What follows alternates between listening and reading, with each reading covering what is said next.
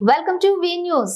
ముఖ్యమంత్రి ఆదేశాల ప్రకారం 2 రోజులుగా వరద ప్రభావిత ప్రాంతాలను పరిశీలించిన మంత్రులు పునరావాస కేంద్రాలకు వెళ్లి బాధితులతో మాట్లాడి ప్రభుత్వ సహాయం అందుతున్న తీరుని అడిగి తెలుసుకున్న మంత్రులు, నష్టపోయిన రైతుల నుంచి వివరాలు అడిగి తెలుసుకున్న మంత్రులు, నిత్యావసర సరుకులతో పాటు తక్షణ సాయంగా కుటుంబానికి 3,000 రూపాయలు చొప్పున అందజేత గోదావరి పరివాహక ప్రాంతంలోని బలహీనంగా ఉన్న ఏటిగట్లను గుర్తించి రక్షణ ఏర్పాట్లకు చర్యలు తీసుకున్నారు. ఇంతలోనే విపత్తు వచ్చింది. గోదావరి నది ఉప్పొంగింది.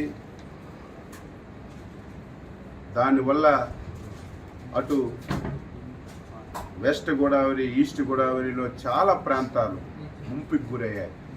చాలా గ్రామాలు ముంపుకు గురై ప్రజలు చాలా అవస్థలు పడుతున్నారు. మీరందరూ సజీవ సాక్షులు.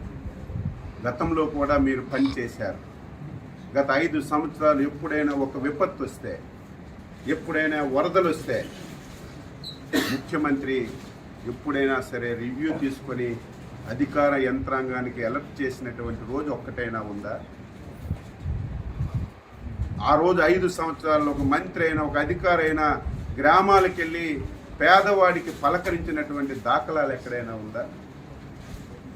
మొన్న ఎప్పుడైతే భారీ వర్షాలు వస్తాయి, గోదావరి నదికి విపరీతంగా వరద వస్తుందని తెలిస్తే మా విపత్తుల శాఖ మంత్రి శ్రీమతి అనిత గారు జూమ్లో కాన్ఫరెన్స్ తీసుకొని కలెక్టర్కి అలర్ట్ చేశారు.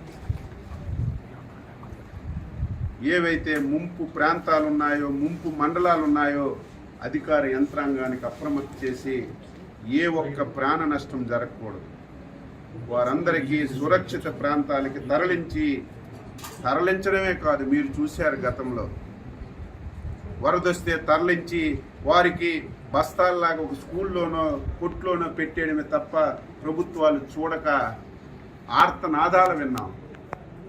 మాకు భోజనం అందడం లేదు, పిల్లలకు పాలు అందడం లేదు, సకాలంలో నీళ్లు లేవు, టాయిలెట్స్ లేవని. ఈ 5 రోజుల్లో ఎక్కడైనా ఒక వార్త వచ్చిందా? భోజనాలు పెట్టాం, పిల్లలకు పాలు ఇచ్చాం, వాటర్ ఇచ్చాం, వాళ్ళు మళ్ళీ నార్మల్గా వచ్చి ఇంటికి వెళ్ళేసరికి 3,000 రూపాయలు పరిహారం కూడా ఇచ్చి వాళ్ళందరికీ న్యాయం చేశాం. ఈరోజు ఈ 2-3 జిల్లాలు తిరుగుతుంటే గత ప్రభుత్వం పాపాల వల్ల ఏవైతే పురాతనమైనటువంటి కాలువలు ఉన్నాయో, గెడ్డలున్నాయో 5 సంవత్సరాలు గాలికి వదిలేశారు. కనీస స్థాయిలో మెయింటెనెన్స్ చేయలేదు.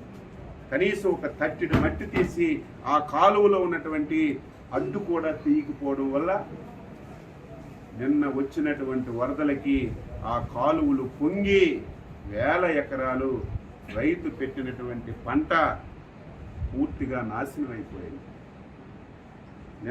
ఈరోజు చంద్రబాబు నాయుడు గారు అసెంబ్లీలో